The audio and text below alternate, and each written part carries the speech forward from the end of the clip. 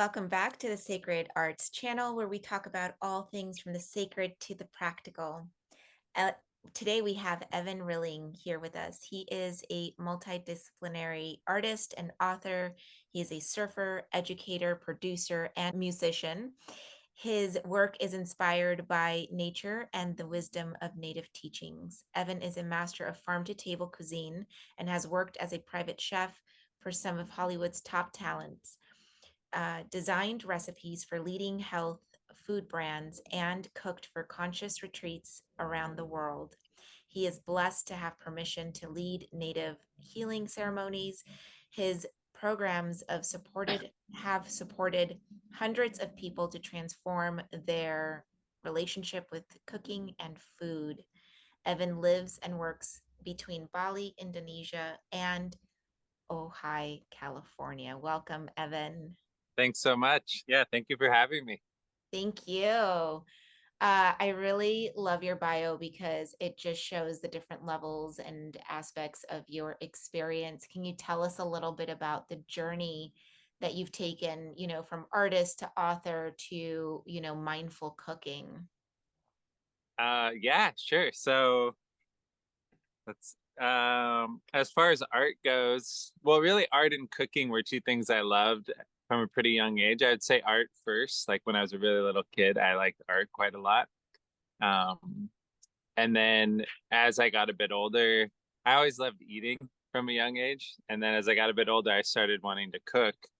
And when I went to college, I was deciding, okay, do I want to do art or cooking? Because those were two things I was like, I really liked. And I sort of had this mindset with college, like, okay, I'm doing 4 years. I should just do something I'm going to enjoy rather than like something just focused on a job. Like I wanted to enjoy my classes basically. So I went with art and I studied studio art. And at the same time, I ended up interning in a restaurant and learning a lot more about cooking. I had a cooking show I filmed with my brother. So we had this little tiny beach house, and it was called Evan's Feast on the Beach. And we would have he worked in a couple fine dining restaurants, so we would have different teachers coming in, different chefs coming in and teaching me, and that was kind of like the basis of the show. And after college, I was doing a lot of art and I was also started growing a lot of food and getting that was something I had grown up with, but I hadn't really like dove into fully in my own creation and understanding the whole process. And so I was creating art um, and growing food. And then I started doing dinner parties with the food I was growing. And that opened to me getting a job for Will Smith. So at that point, my like career kind of went, okay, I'm a chef now. I sort of just decided that. And because it took a lot of energy and focus for me to really like jump into that job, because I wasn't that trained in the area of cooking professionally, but I was quite trained compared to the other chefs in sourcing really good ingredients, understanding superfoods, nutrition, that kind of stuff. And yeah, so that's a little history. I mean, I could go more, but I think that's a good start. Uh, If you want to know more, I'm happy to I share. really, yeah, I really love how you light up talking about this passion of yours. And I think a lot of us want to eat healthier. A lot of us wants to tap into, those superfoods, like you said. What in from your perspective, what exactly is mindful cooking, and what are some of the benefits to cooking and nourishing our bodies with that approach? Yeah, so mindfulness is really just being aware and being more conscious and more present. So, for example, if I'm in my garden and there's a giant radish, I'm just gonna pick it. So Oh, this is a big radish I just pulled out. So instead of just going, this is a radish, I would use my senses. So I might look at it for a while and notice all the little details. I might smell it, I might listen to it, I would touch it, I feel the texture. And so I'm really building this connection to the ingredients and to the earth, because that's where the ingredients come from. And so that's sort of like the starting point for me of mindful cooking is connecting with the ingredients. And I like to think of it originally when people were cooking, that's how it was because we had to hunt, we had to gather in order to get ingredients. And so it's really this connection and relationship to the earth. And then from there, we would get inspired to create recipes. So another element of mindful cooking is also being mindful of mm, things that might trigger us in the kitchen. A lot of people have some sort of like kitchen trauma. And so that will come Mhm. up. I mean, I still have it come up sometimes. There's like family things or things in the kitchen. And so it's being mindful of our mindset and are we being present? Are we triggered? Are we in fear? Some people, when they go to learn about a knife, they get quite afraid. So Mm. there's quite a lot of layers to mindful cooking, but the general thing is being more present and more aware. I feel like you just blew my mind because 15 years ago, I really loved cooking. And then, my husband came into the picture and he loved cooking. And so we would fight over the kitchen a lot. And then little by little, I kind of just stepped away and I started to kind of look at, why that is. And I think something just happened here where it's putting the pieces together. So I love that you presence that for our audience because I think that cooking can absolutely be nourishing. It can absolutely be an art, but it can also be a form of healing. Yeah. And I think you just touched on that. Yeah. And that's in my programs. They're 2-month long programs. So I do one on mindful cooking and one on transforming our relationship with food. And so in those programs, generally those things come up and they start transforming for people. And one of the really cool things about that is for a lot of people, cooking is not that fun. It's a little stressful. It's a chore. And it really helps shift it into like this creative expression that's like a fun creative process. And another big part of that is actually having the knowledge and guidance to get good results in the kitchen. Mm, Because for some people that didn't grow up around food and weren't taught how to cook, it can be kind of challenging to learn and understand the processes. And it also a lot of effort because there's like the learning plus all the action necessary. And if we do all that and then get like a mediocre or like kind of a shitty result, it's super frustrating and it's not fun at all. So I like to like help people simplify and bring back the fun and the creativity and the joy in mm, cooking. And the other question you were asking was around, I think around nourishing our bodies. Was that yeah. what it was? Yeah.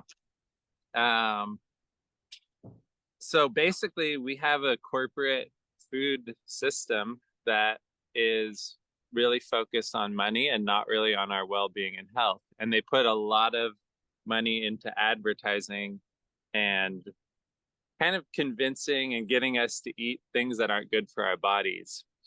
And so one of the best ways to learn how to take care of our bodies is to learn how to cook for ourselves and to choose what foods we're choosing to eat. Um, a big thing, a big area around that is there's a certain, I like to look at it like a certain palate gets developed around processed and artificial foods. They're designed to be addictive. They're high in sugar, high in unhealthy fats. They're often like very flavorful, very bright colors. They're marketed to kids. Oh, you get this toy. And so from a young age, we're kind of infiltrated with like, oh, I want this. I should eat this. And it's actually kind of a certain palate that we get used to and addicted to. So for some people, it takes a little time to like separate from that and start eating natural food and not just like ordinary natural food. There's like kind of like natural food that's not so good, and there's natural food that's like delicious and amazing, and like a fresh fruit off the tree when it's totally ripe in Mm, the summer is a lot different than a fruit that's out of season and was shipped across the world to get to you. So when we start eating those natural foods that are really amazing and shift our palate, it gets to a point, at least for myself, where I'm like, I'm not really interested in Doritos or something. Where when I was a kid, I was like, I really wanted Doritos, and now I have no interest in eating Doritos. So it's a little different for everyone as far as that process goes, and but there's a real power in knowing how to cook for ourselves and understanding how to get food for ourselves and our family and to really nourish and bring health. And also, there's a lot of beautiful connection that can happen around food and around cooking. And there's a lot of beautiful benefits beyond the eating and the nourishment. And so I like to like help open that to like the creativity, the the time around the dinner table with our families. If Mm, you're harvesting food, the time in your garden or the time in nature. And so there's all these really, or going to the farmer's market and meeting the farmers. So there's all these experiences that are really beautiful that are connected to food that aren't necessarily like eating or cooking too. mhm. Yeah. Yeah, no, you're so right. During the pandemic, we found out that some of the fishermen down at the harbor, opened it up to the public because they were only selling their fish to restaurants, and just forming a relationship with them and getting fresh fish during the pandemic, it really made it, for a different experience. And, because we were all about the food when we were Yeah. locked down. So, Yeah. I totally can see how it can, if you really lean into that experience and become mindful around it, how it can be a beautiful one. Because I think so much of our lives, including eating and feeding ourselves, can be kind of a mindless action that we do. Yeah, totally. And I had a question for you. Was the fish better than the fish you had been getting? 100%. Yeah. Yeah. It just was fresh. We would have it that same day. We weren't storing it. So yeah, it was, I don't know. I feel like my husband really upped his game on cooking Nice. through the pandemic, because that's really all he did. And I think he poured a lot of his creativity into that. And I Yeah. I just happened to reap the benefits. That's great. Yeah, it's pretty interesting like the spectrum of food. And so like you could have a fish that was like frozen and a little bit old and smells weird and someone cooks it and puts lemon juice on it so it disguises it. Um, and you might think, "Oh, I don't like fish because like it's not very good fish."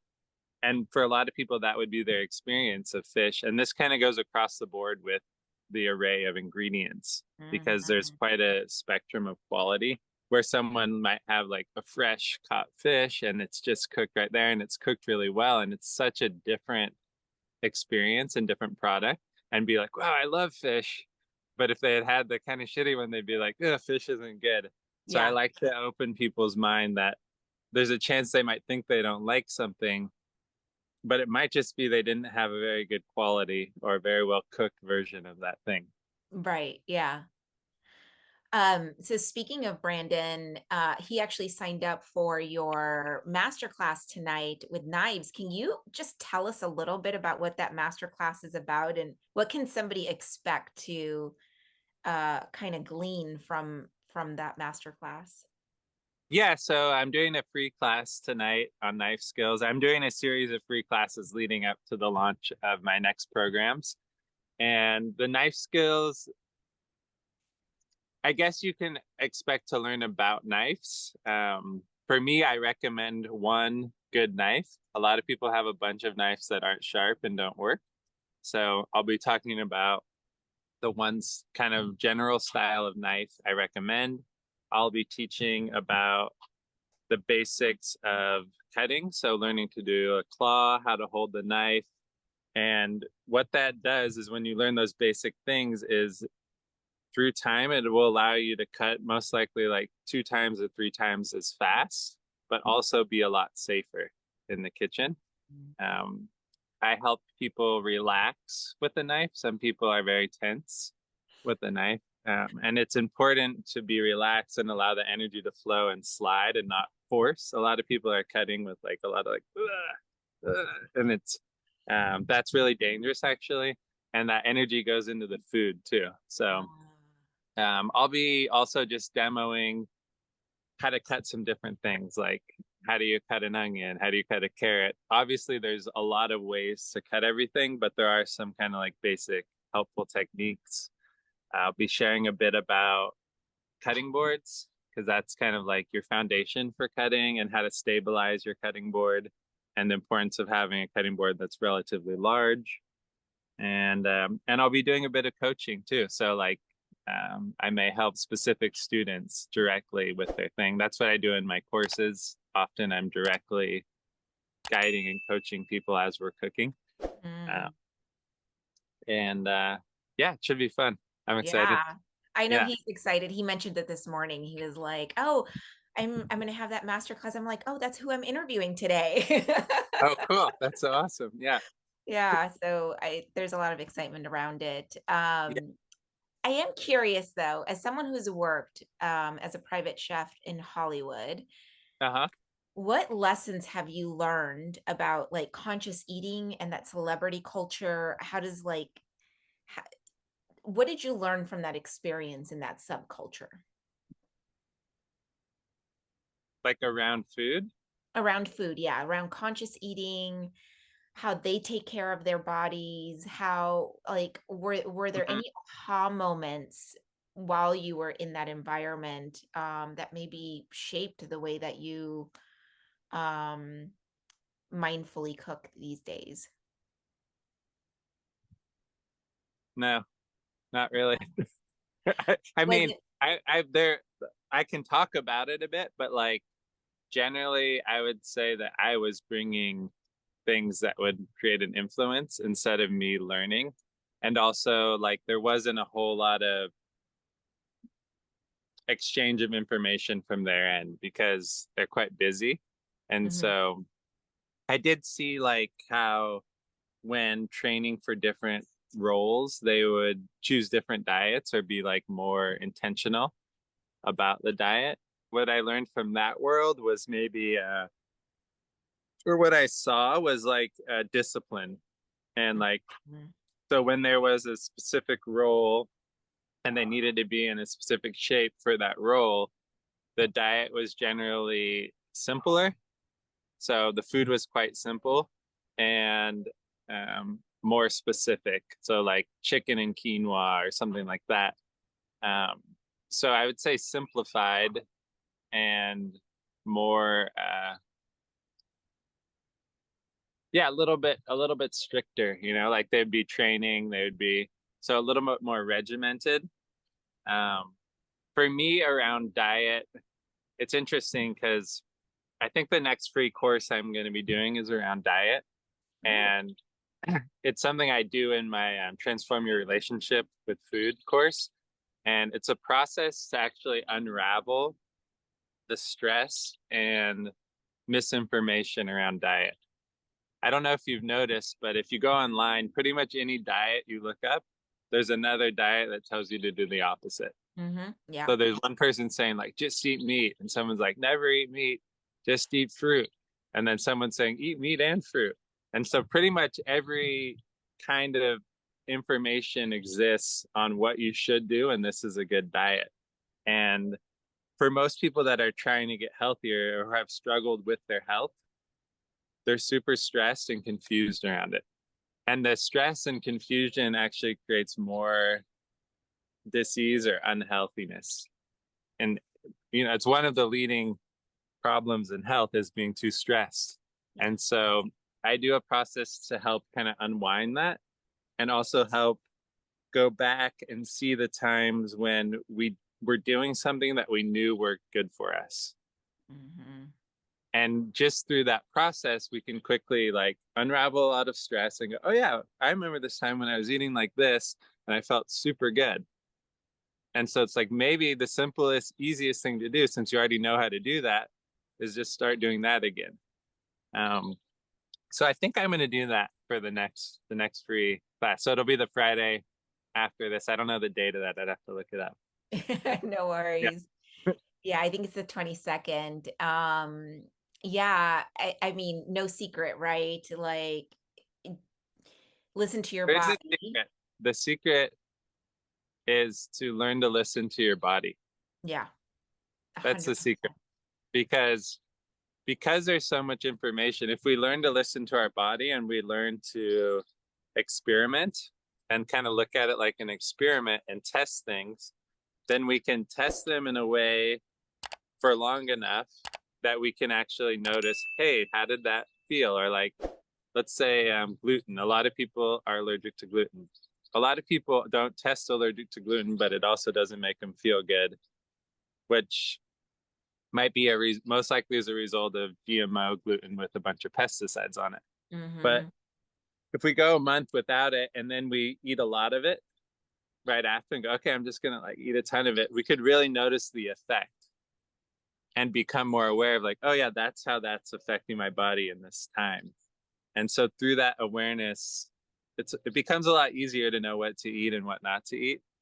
And when we're looking outside of ourselves, like I said, there's so much there's information that says there's information now that says vegetables are bad for you. Um, and most and some of it is like pretty legit information actually.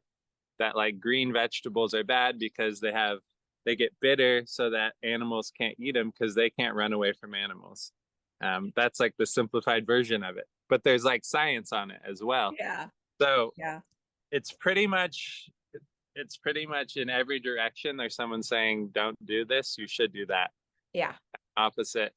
The rule of thumb I generally give people is like, if you try and think of how things would be in nature, try and eat closest to that. That's a pretty good rule of thumb. So the further from nature, generally, the worse food is for us, and the closer, the better. Yeah, I mean, in your story about the celebrities, right? They went a lot simpler when they were dieting, quinoa or salad and chicken, right? Yeah, Vegetable and chicken, like that's actually what I do when I'm dieting. It's yeah, kind of like there's no secret there. And also just a quick story. So I absolutely 100% believe in listening to your body because I always did the fad diets and never worked. And actually, I was getting worse and worse. And I had fibromyalgia for a really long time. And it was all because I had gut issues. And so one day I decided, oh, I'm going to be vegetarian because that's healthy. Right. yeah, And it actually made me worse because I was eating a lot of Brussels sprouts, a lot of broccoli, a lot of things that were contributing to my gut issues. Like I had SIBO and a bunch of other stuff. And so what I learned from that is everything in moderation and the things that are closest to what's in nature, non-processed things, is what was helping me get better. And actually, in 2021, I remember waking up one day and not feeling any pain in my body because I was kind of following that rule. I was doing intuitive eating and just eating organic and really looking at where I was sourcing my food from. And it was all in moderation. Like I brought meat back into my diet and it was is really incredible. So I totally support that message because I feel like I'm living proof. yeah. I think it's the most important skill as far as like diet and nutrition goes. It should be number one, like and it's really number one in life.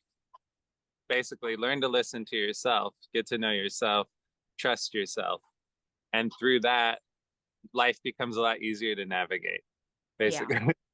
and, and another one that you touched on is like learning about ingredients. So when you were looking at to like understand what a healthy ingredient is, number one, we got to look at like the seed. So the source of the seed, is it genetically modified? Is it heirloom?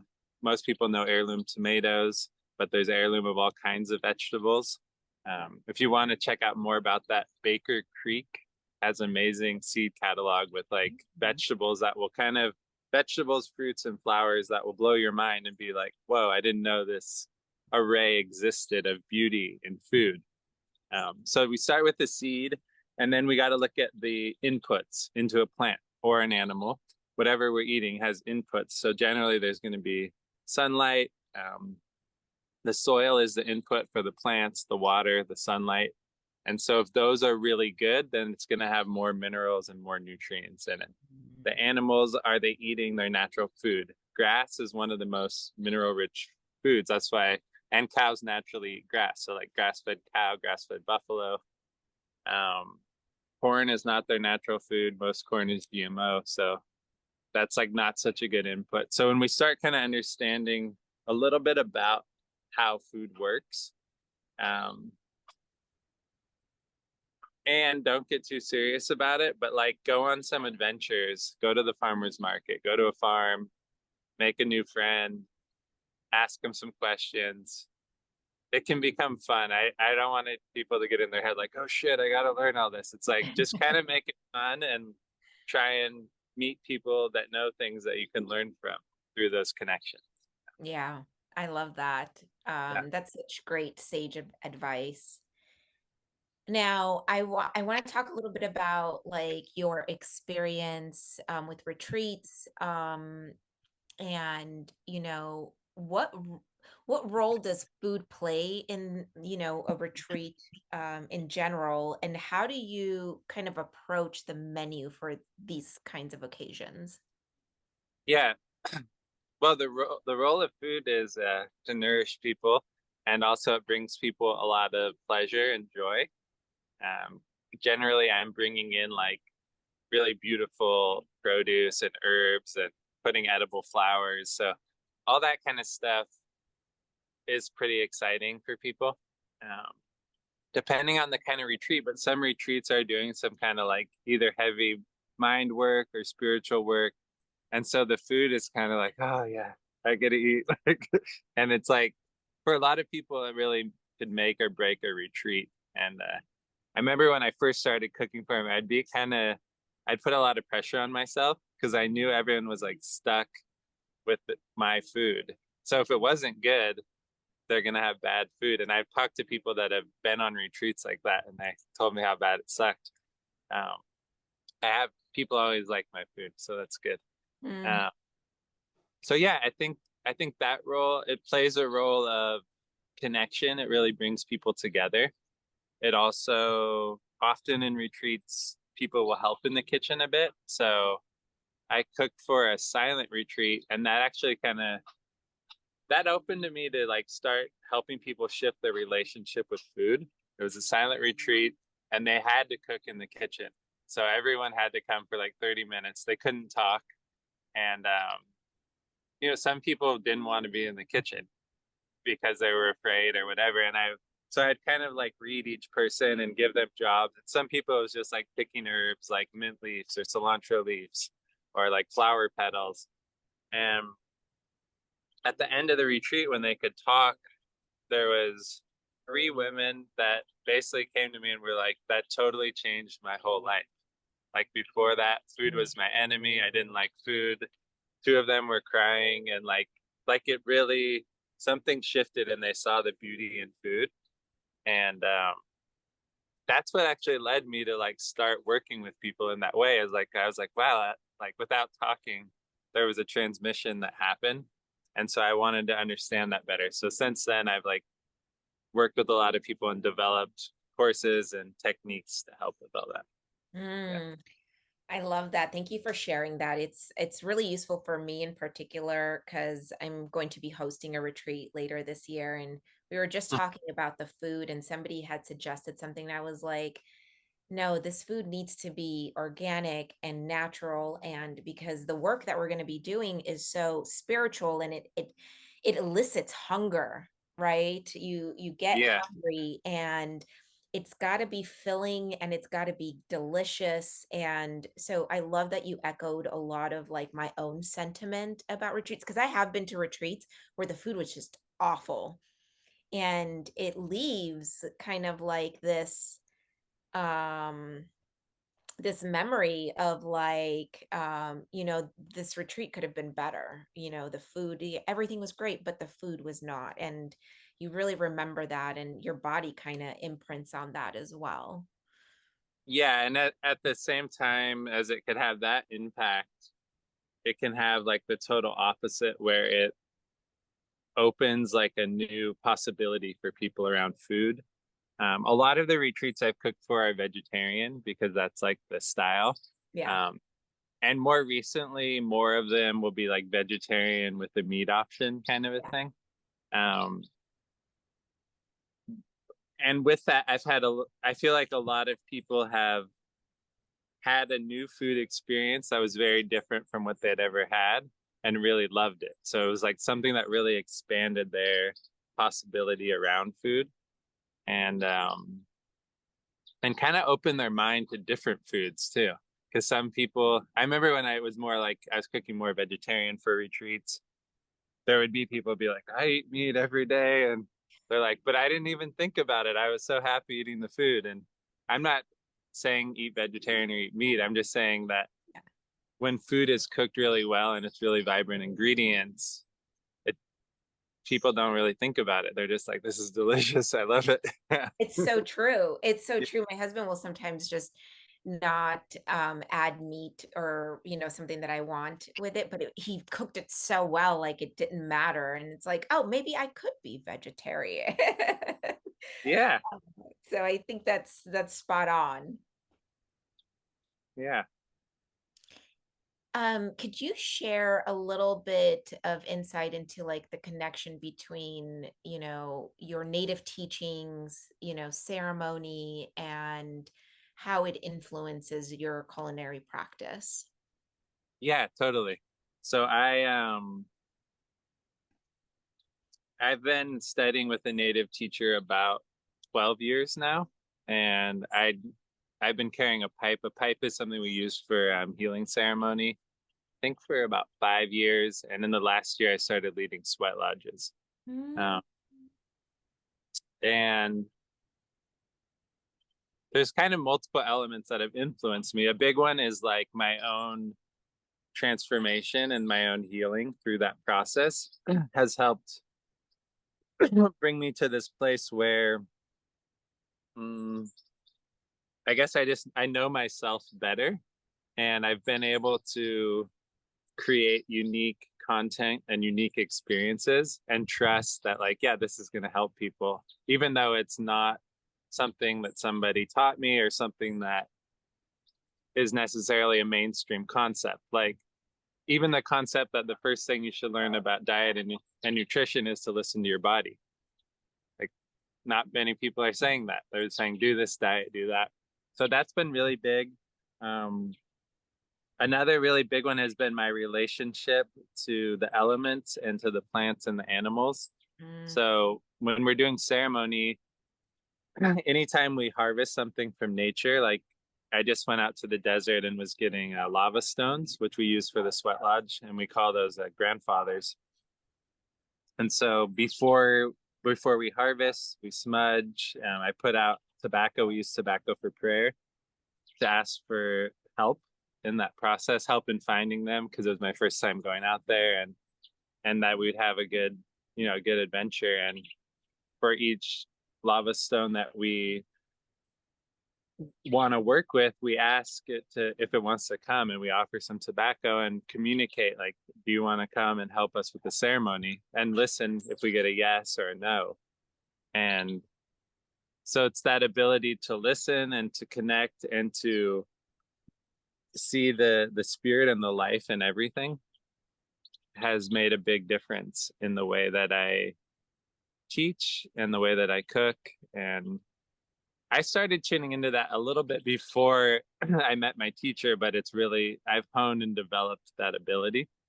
Um, Also, like working with the elements, I did a lot of fire keeping. So it's like working with a really big fire is quite different than in a kitchen with a little gas stove. Um, and so, like, my relationship to fire, to wind, to water, so all the elements has gotten a lot deeper. And a big thing is really the ability to listen is really important. Listen to the plants, and when I'm leading ceremony, like listen to what should I do. It's like I'm not so much thinking what should I do, it's just like, oh, do this, okay, do that, okay. And so when, like I said, listen to your body, that's really important. When we're cooking, I teach people to listen to their intuition and to trust themselves. And so I'm not like, okay, do this, do that, do that. I'm like, okay, taste that. How does that taste? um what could you do you want to put more of that? I kind of, if someone's gonna like ruin a dish, I'll stop them, but generally I'm guiding them to create. um, to hone that ability to really listen and trust. And mm, on another level, there's spiritual helpers that help me when I cook, and there's spiritual helpers that help when I do the ceremony. I mean, they're doing a lot of the work, and I'm kind of like, my job is to listen and be in the physical form with the ceremony. Um, Hmm. so that happens in the kitchen too, is I'll hear like, oh, check that, or I'll see things. And so it's also that ability to listen. Yeah.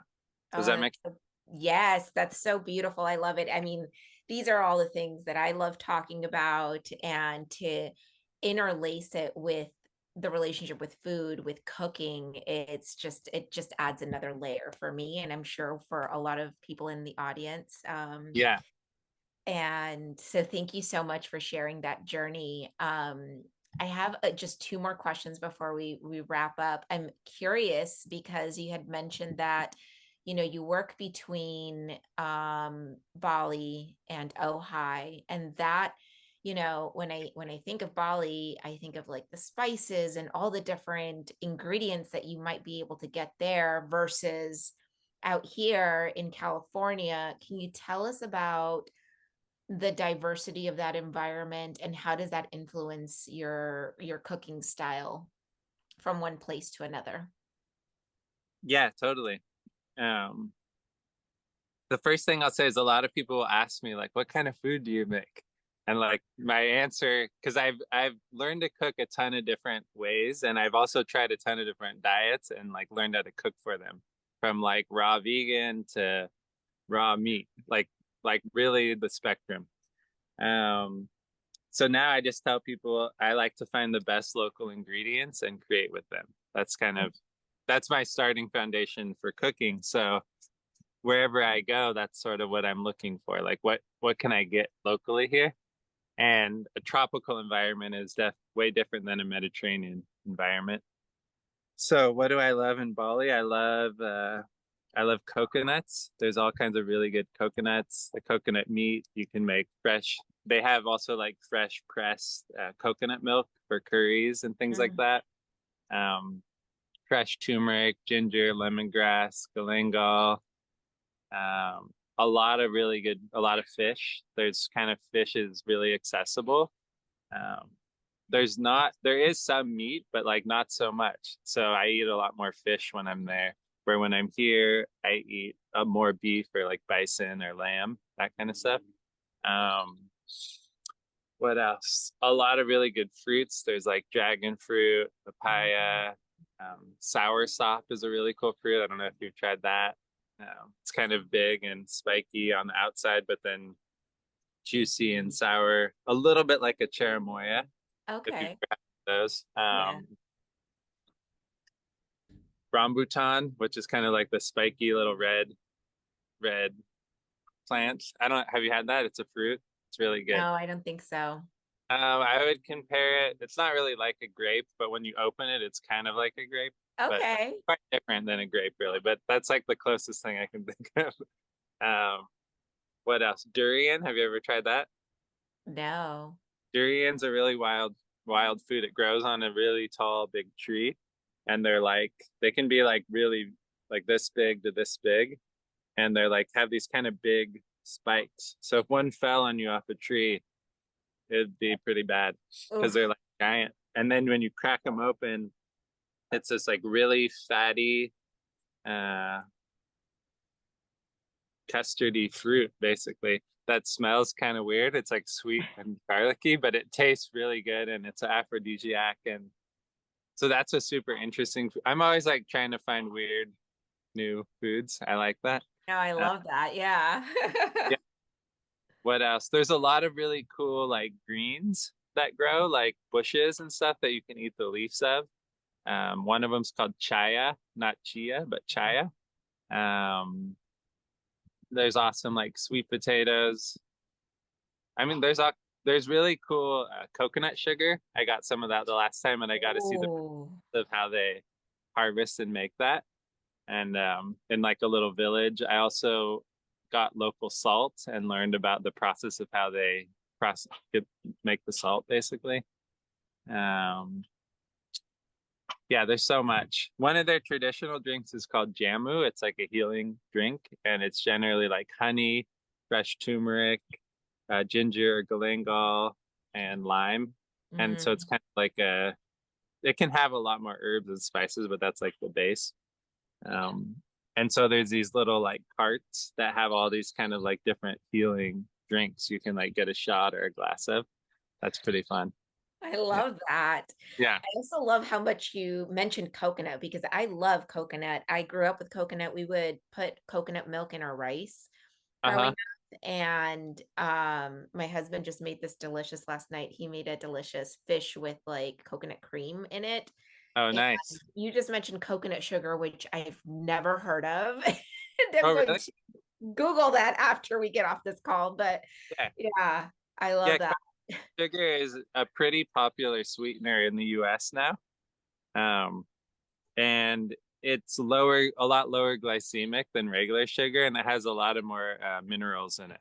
Oh, Yeah, and it's a really good flavor. It's a bit caramely and it tastes really good. So most of it here comes in the form of more like grains, kind of like sugar. mhm. In Bali, it comes in like a block because Oh,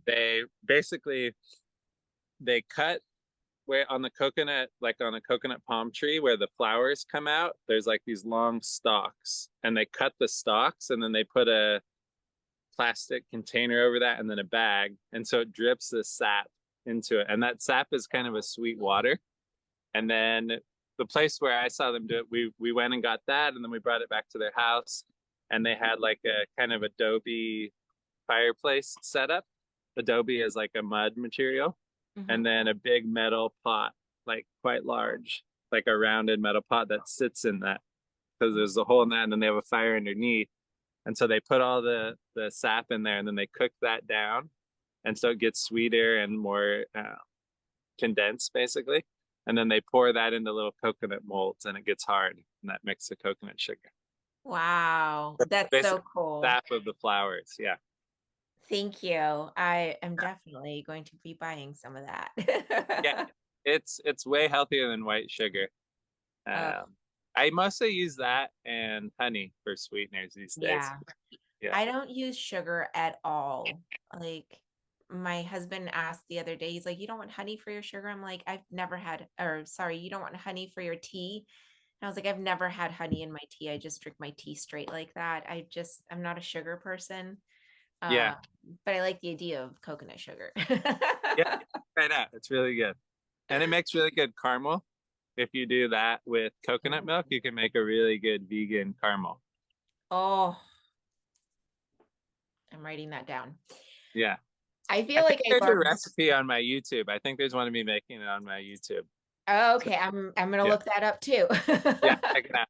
Yeah, I don't do a ton on YouTube, but I'm pretty sure I have a recipe of that up there.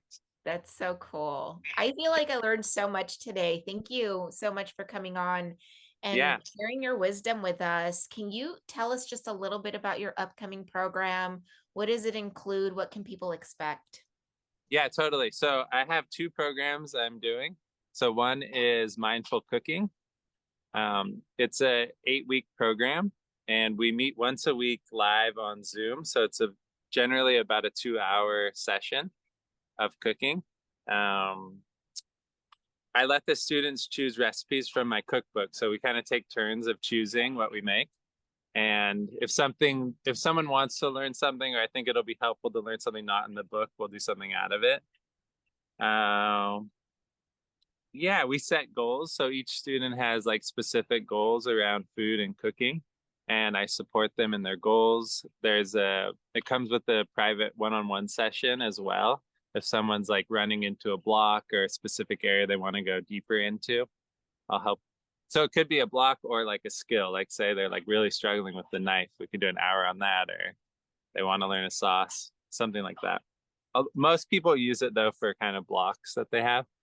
Um, I'm I'm trained in a modality that helps with that kind of stuff too. Oh, Yeah. love Uh, that. and there's also pre-recorded content that comes with it. So you get the pre-recorded content, the live classes. We have a Facebook group. In that group, the students can ask questions whenever they want, and I'll either do like a written answer or a short video answering their questions. Um, yeah, and I'd say it's good for anyone that wants to up level their cooking. I have a lot of parents do it. And the parents oftentimes are like, wow, my kids like are eating all these new things all of a sudden without them really having to tell them to do it. It's just the parents start shifting their way of relating and the kids pick it up. And Yeah. that actually goes for both of the courses. Um, and so the other one is called Transform Your Relationship with Food. It's also 8 weeks. It also has the 2 hour live calls. That one is not cooking though. It's more there's we do more processes like the process I spoke about earlier around unwinding our kind of relationship with diets and past food trauma and confusion basically. Mm-hmm, So it's a mm-hmm. lot more processes, and then there's more education. I have a guest naturopathic doctor on there. There's a video from another guest teaching all about the hormone cycle for women. That's really powerful and helpful. Um, I go more into like the listening to your body and training that ability, more into learning about ingredients and the possibilities, looking at in both programs I look at community, like how is our community connected to our cooking or affecting our relationship with food, and how do we create a more positive community around that. um, in the relationship with food we go into food freedom as well, and like how free are we with our food choices and how aware are we. So if we're intentionally eating something that we know doesn't make us feel that good because we can listen to our bodies, can we still let ourselves fully enjoy it and be like, all right, I know I might not feel great, but I love this, I'm going to eat it. So that kind of that awareness and then that freedom, because for a lot of people when they're eating, they're they're thinking they're bad. Basically, they're like, I shouldn't eat this, it's bad, and then we can't really enjoy that. And so it's really like helps people make more conscious choices and enjoy the choice they make. Um, so yeah, that's the main differences. Do you have any questions? I mean, I could explain a little more if there's any questions around that.